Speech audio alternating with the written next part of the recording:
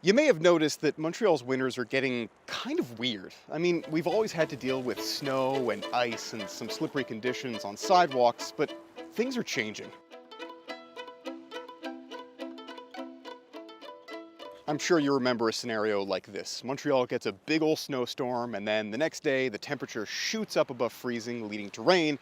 And then the next day the temperatures plummet again, and everything freezes over, and well, you know what that leads to. I tend to walk in the snow, through the snowbanks. I shuffle my legs in a certain way. I like to call it the penguin walk. Now, I don't know about you, but I've seen a lot of people walking on the sidewalk with crampons attached to their boots. But if you have mobility problems, icy sidewalks are an even bigger issue. I have to kind of tap the ground with my cane to watch out for the ice. Traveling on the roads, I imagine it's not as difficult, but the sidewalks, it gets rough. The city has been doing things differently to adapt to these thaw and freeze cycles.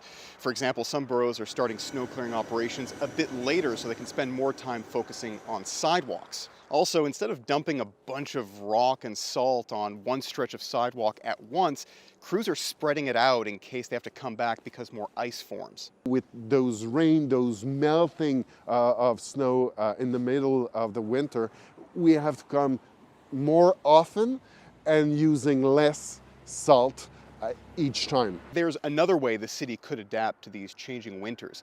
Montreal plans to build 30 sponge parks and 400 more sponge sidewalks by 2025, essentially designed to naturally absorb excess rainfall. And one expert says this could also help during the winter.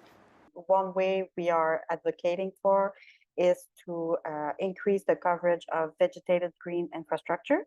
Yes, the times and the winters, they are a-changin', but so is the city's response as we all try to navigate the sidewalks without falling on our butts.